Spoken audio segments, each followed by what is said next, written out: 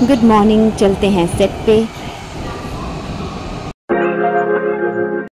तो अब हो चुकी हूँ मैं रेडी और लंच भी हो गया है, स्क्रिप्ट भी पढ़ ली है और अब चलते हैं हम लोग सेट पे। लेकिन सेट पे जाने से पहले मुझे ये तो बताइए कि आप लोग के नवरात्रे कैसे रहे। हमने भी नवरात्रे बहुत इन्जॉय किए। 2 चीज़ें थी जो सबसे ज़्यादा मेन थी इस टाइम पे। एक तो 9 दिन माता रानी के और दूसरा एक छोटी सी माता रानी भगवान जी ने हमें भी दी है। तो बस अब मेरा आधे से ज़्यादा टाइम उसको संवारने में, सजाने में ही चला जाता है और मुझे बहुत अच्छा लगता है। मेरा बहुत मन था कि मैं अपनी डुगू को गरबा करवाऊँ, लेकिन प्रॉब्लम ये आ रही थी कि थोड़ा सा, प्रॉब्लम नहीं बोलूँगी, मतलब थोड़ा शेड्यूल मेरा टाइट हो गया था अभी जो शूटिंग वाला था। तो वो थोड़ा सा ऐसा हो गया था कि मुझे शॉपिंग के लिए टाइम नहीं मिल पा रहा था, समझ नहीं आ रहा था क्या करूं। और जिस दिन मैंने थोड़ा सा मन बनाया कि अब कुछ भी होगा मैं टाइम निकाल के जाऊंगी और शॉपिंग करूंगी डुगू के लिए और उसको गरबा करवाऊंगी, तो हुआ क्या, जिस दिन मैंने सोचा, मैं सेट पे आ ही रही थी और दिमाग में यही चल रहा था कि मुझे अपनी डुगू के लिए शॉपिंग करनी है, चाहे कुछ भी हो जाए, इन 1-2 दिनों में शॉपिंग करनी है। 6th डे था उस दिन नवरात्रि का। मैं सेट पे आई, जैसे ही आई 10 मिनट में मुझे कॉल आया कि मैम आज का आपका शूट कैंसिल हो गया है, आपका पैकअप है। मुझे इतना अच्छा लगा, मैं इतनी ज़्यादा एक्साइटेड हो गई। मैं फटाफट से गई, मैंने शॉपिंग की, बीच में थोड़ी सी मैंने क्लिप्स भी बनाए। मैंने सोचा कि एक व्लॉग बनाती हूँ। वैसे भी मुझे सेट पे आने के बाद व्लॉग बनाना था क्योंकि इतना भागदौड़ रहती है, आने के लिए इतनी जल्दी रहती है। मेरा पैकअप हो गया था और बस गई, 10 मिनट बैठी और पैकअप हो गया। तो अभी मेरे को कुछ शॉपिंग करनी थी, फटाफट से वो कर लेती हूँ डुगू के लिए। तो अच्छा टाइम मिल गया मुझे और फटाफट से घर जाऊँगी, उनको सरप्राइज़ दूँगी दोनों को। लेकिन ध्यान ही नहीं रहा और जब मैंने वो छोटा सा क्लिप बनाया उसके बाद शॉपिंग के लिए चली गई। तो आपको पता ही है कि बच्चों की शॉपिंग तो वैसे ही कितनी ज़्यादा टफ होती है। मतलब एक टॉय आपने कुछ भी लेना हो तो उसके लिए आप एक जगह नहीं बल्कि 10 जगह जाते हो, जब तक आपको पूरा तसल्ली ना हो जाए। तो मेरे साथ तो ये बहुत बड़ा प्रॉब्लम है, जब तक मैं सेटिस्फाइड नहीं हूँ किसी चीज़ से, मैं वो चीज़ नहीं ले पाती हूँ। और ये तो मेरी बच्ची की बात है। तो बहुत टाइम लग गया वहाँ पे। फिर मैं घर गई, फिर उसको ट्रायल करवाने में इतनी हालत ख़राब हो गई। छोटे बच्चों को आप ट्रायल नहीं करवा सकते हो, वो यहाँ से वहाँ भाग रही, वहाँ से यहाँ भाग रही, और वो भी इरिटेट हो रही थी कितनी सारी ड्रेसेस। बट मुझे था कि जल्दी से समझ में आ जाए ड्रेसेस ठीक है नहीं है, एक्सचेंज तो नहीं करनी पड़ेंगी ये सब। तो उस बीच में मैं व्लॉग बनाना भूल गई। फिर आई नेक्स्ट डे की बारी। ड्रेसेस तो टचवुड सारी अच्छी आ गई और टॉयज़ उसको उसके मनपसंद के मिल गए, कुछ एक को छोड़ के वो मैंने एक्सचेंज करवाए।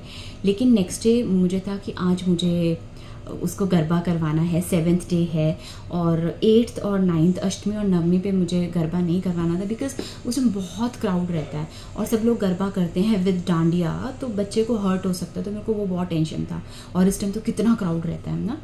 तो 7th डे पे जब मैं यहाँ आई, नवरात्रि के 7th डे पे, तो हुआ क्या कि उस दिन भी मैं 2 से ढाई घंटे में फ्री हो गई। तो वो मुझे और अच्छा लगा। फिर मैं घर गई, फटाफट से बस चेंज किया, डुगू को तैयार किया और उसको लेके आ गए हम लोग नीचे सोसाइटी में गरबा के लिए। वहाँ पर देखा तो बहुत क्राउड था। मुझे लगा कि अष्टमी नवमी पे क्राउड होता है या स्टार्टिंग के 1-2 दिन में क्राउड होता है, बीच में इतना नहीं होता, बट बहुत क्राउड था। मेरे को फिर टेंशन हो गया। फिर देखा तो सामने एक बड़ा सा ग्राउंड था जिसमें ज़्यादा क्राउड नहीं था और अभी गरबा स्टार्ट होने में वहाँ बहुत टाइम था क्योंकि वो बहुत देर तक चलता है। तो हम लोग वहाँ चले गए और मेरी डुगू ने इतना इन्जॉय किया गरबा को। शुरू में तो उसको समझ में नहीं आ रहा था, लेकिन धीरे धीरे वो बहुत इन्जॉय करने लगी।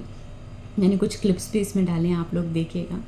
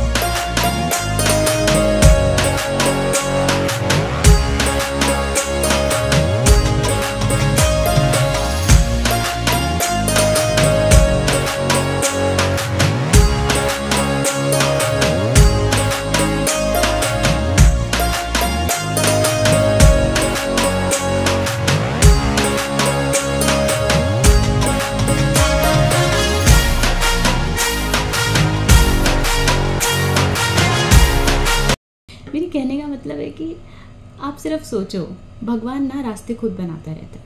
जैसे मेरे साथ हुआ कि 6 को उन्होंने मुझे टाइम दे दिया शॉपिंग का, 7 को टाइम दे दिया गरबा का, और फिर इतना क्राउड था तो उन्होंने कितना बड़ा ग्राउंड, इतना बड़ा मैदान दे दिया गरबा के लिए। और क्या चाहिए ना, ये छोटे छोटे मैजिक होते हैं जो हमें डेली नोटिस करने चाहिए। मैं तो ये बहुत नोटिस करती हूँ और एक्चुअली ऐसा होता भी है। मैं यही चाहूँगी कि आप लोगों के भी ऐसे ही काम बनते रहें, बस एक के बाद एक, एक के बाद एक, बिना किसी हर्डल के आपके काम बनते हैं। भगवान ऐसा आशीर्वाद रखे हम सब पे, है ना। चलो अब ज़्यादा बोलने के बजाय चलते हैं सेट पे, देखते हैं वहाँ क्या हो रहा है। और आज दशहरा है, हैप्पी दशहरा एवरीवन। आज पता नहीं सेट पे कुछ होगा भी या नहीं। वैसे क्या होता है कि कोई भी स्पेशल ओकेजन पे कुछ ना कुछ तो करते हैं सेट पे, देखते हैं आज कुछ है या नहीं। चलिए, और हाँ, एक रिक्वेस्ट करनी थी आप लोगों से कि प्लीज़ मुझसे सीरियल के बारे में मत पूछा कीजिए, because we are not allowed to discuss about the serial to anyone.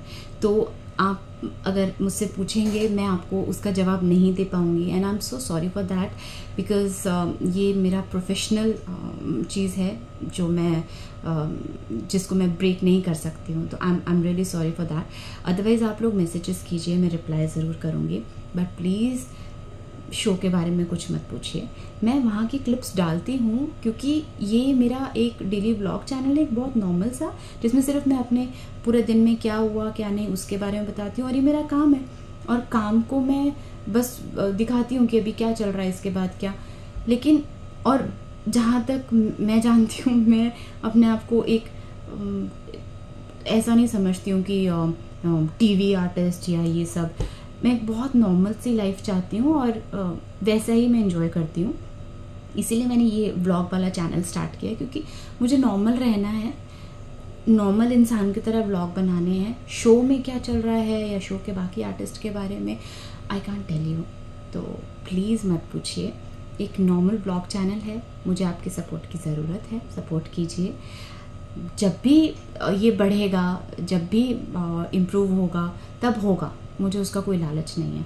लेकिन सिर्फ मेरे डेली व्लॉग चैनल के हिसाब से ये चले, उसमें शो के बारे में कोई बात नहीं, बहुत कम। जैसे अगर मैं कोई बात अगर कभी ऐसे बोल भी देती हूँ तो वो सिर्फ इसलिए कि वो मेरी दिनचर्या है पूरे दिन की, मेरा पूरे दिन में क्या हो रहा है क्या नहीं हुआ, आज क्या हुआ, वो मैं वैसे बोल सकती हूँ। लेकिन अगर आप कुछ ऐसा पूछोगे शो के अंदर की बात, वो मैं नहीं बता सकती कि इसमें आगे क्या होने वाला है या इस कैरेक्टर के साथ क्या हुआ। वो मुझसे मत पूछिए प्लीज़, मैं दिल से सॉरी बोलती हूँ उसके लिए, मैं आपको जवाब नहीं दे पाऊँगी। तो बाकी आप मुझसे बात कीजिए, कमेंट कीजिए, अगर आप लोग इंटरेस्टेड हैं मेरे डेली व्लॉग चैनल के लिए, जो कि मुझे पता है कि बहुत नॉर्मल है, बट अगर आप इंटरेस्टेड हैं तो आप फॉलो कीजिए, सब्सक्राइब कीजिए, लाइक कीजिए, कमेंट कीजिए, इम्प्रूवमेंट के बारे में बताइए। मैं ज़रूर उन सब चीज़ों को फॉलो करूँगी, समझूँगी, लेकिन प्लीज़ प्लीज़ प्लीज़ शो के बारे में मत पूछिए। Thank you. चलिए अब चलते हैं सेट पे।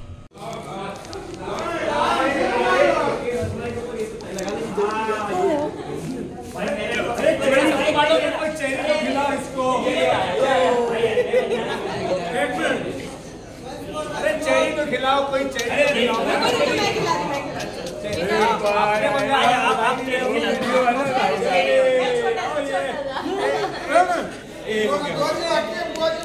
अरे भाग गया पारस गया तो भाई देख ले भाई गया खत्म। ये कलयुगी भाई है। और यहाँ मोहित का बर्थडे सेलिब्रेट किया जा रहा है। इसके बाद दशहरा का सेलिब्रेशन होगा, लेकिन मेरा ये लास्ट सीन है तो मैं रुकूंगी नहीं, फटाफट से बस घर जाऊंगी अपनी फैमिली के पास, क्योंकि मुझे बस रहता है कि शूट खत्म हो और मैं अपनी फैमिली के पास घर जाऊं।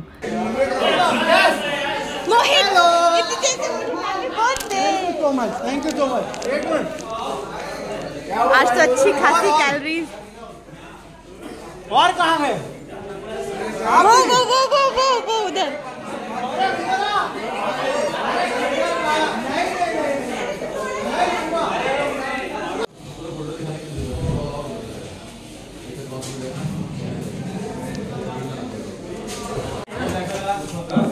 हेलो। आज हॉस्पिटल का सीन है और ये देखो कितना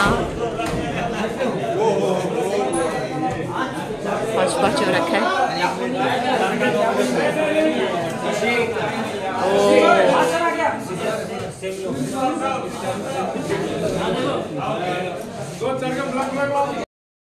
चलो पैकअप हुआ, मैम बहुत खुश है।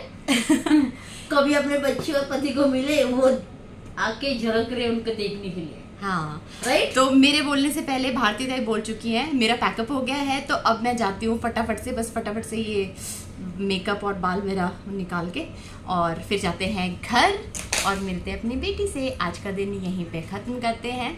Bye bye.